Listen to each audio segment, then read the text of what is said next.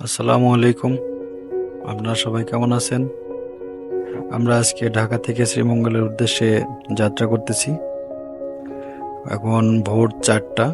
আমরা গ্যারেজ থেকে বাইক নিয়ে বের হব। এখানে আমাদের কিছু ভাই অপেক্ষা করতেছিল হানি ফ্লাইওভারের গোড়ায়। আমরা তাদের সাথে মিট করলাম। মাসুদ ভাই, তারপরে আছেন রিপন ভাই, এখানে আছেন, পাশে আছেন লব ভাই, আর আমি তো আছি। আমরা যাত্রা শুরু করলাম ড্যামরা রোড দিয়ে। ল্যাম্পপোস্টের লাইটে কিছুটা দেখা যাচ্ছে। রাস্তায় গাড়ি খুব কম। ভোরবেলা এই জন্যই বের হয়েছি, রাস্তায় বড় গাড়িগুলো একটু কম থাকে। আমরা ঢাকার বাইরে চলে আসছি। এখন দেখেন চারিদিকে অন্ধকার, শুধু হেডলাইটের আলোতে কিছু দেখা যাচ্ছে। এটা একটু রিস্কি থাকে যেহেতু চারিদিকে অন্ধকার। আমরা প্রায় ভৈরব চলে এসেছি, ভৈরব ব্রিজের কাছাকাছি। আমরা ভৈরব ব্রিজে অতিক্রম করতেছি। সামনে আমাদের কিছু ভাই দাঁড়িয়ে আছে। আমরা ভৈরব ব্রিজে এখানে দাঁড়ানোর কথা আছে আমাদের একসাথে সবাই। আমরা এখানে দাঁড়ালাম। আমরা যেহেতু ঢাকা থেকে যাত্রা শুরু করার পরে কোথাও দাঁড়াই নাই, এই প্রথম এখানে একটু দাঁড়ালাম। তো এটা একটু ঢাকার বাইরে হওয়ার কারণে, একটু ঠান্ডা থাকার কারণে, একটু কুয়াশা আছে এদিকে, যার কারণে দূর থেকে ভালো করে কিছু দেখা যাচ্ছে না। যদিও নদীটা অনেক বড়, সূর্য উঠে গেছে। আমরা ফটো সেশন করলাম এখানে কিছুক্ষণ। এই ভাইরা তো খুব খুশি। আমরা আবার যাত্রা শুরু করলাম। সামনে আমরা এখানে সকালে নাস্তাটা শেষ করব। আমরা সকালে নাস্তা করার জন্য এখানে প্রবেশ করি।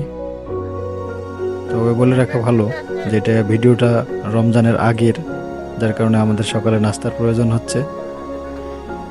এখানে আমরা সকালে নাস্তা করতেছি। সকালের নাস্তা এখানে শেষ করার পরে আমরা আবার রওনা দিব। সকালে নাস্তা শেষ করার পরে আমরা একটু চা খেলাম।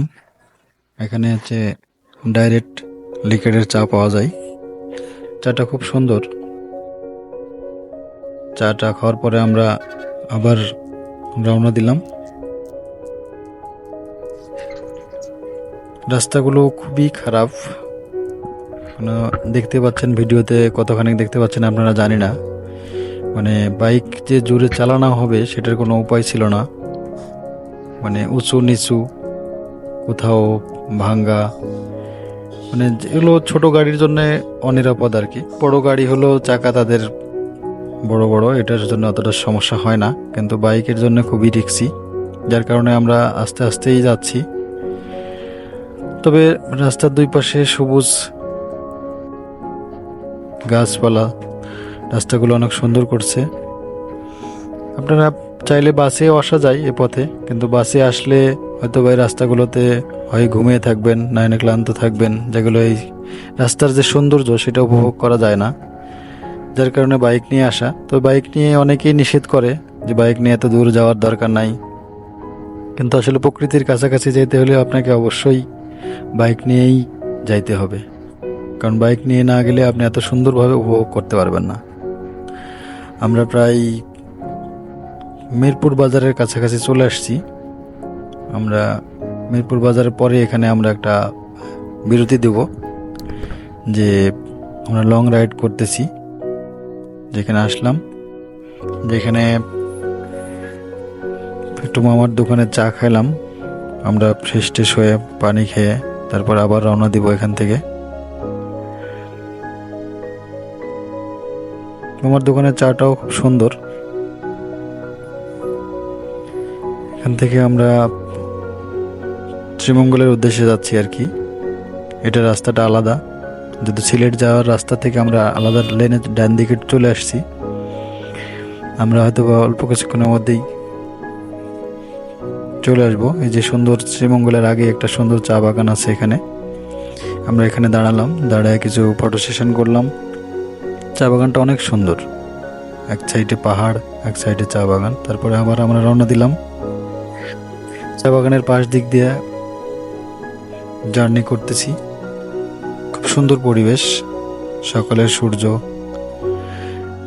এই যে ভাইদেরকে আমরা অতিক্রম করলাম, সামনে আছে রিপন, তাকে অতিক্রম করলাম। দুই সাইডে গাছপালা।